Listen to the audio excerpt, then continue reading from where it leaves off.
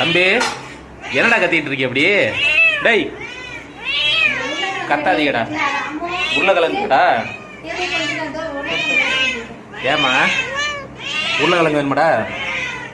அவனை பாருமா எப்படி ஏறான்னு. மணிக்குஞ்சி நீ மேலே உட்காச்சுக்கடா, மேலே உட்காச்சுக்க.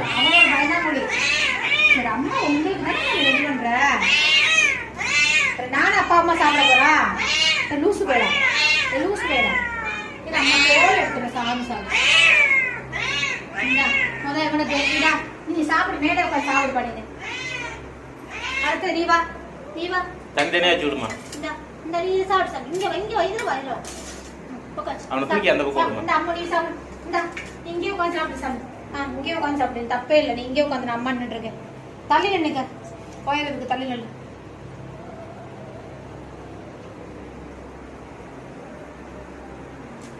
சாமி சாப்பிடியா? சாப்பிடியா?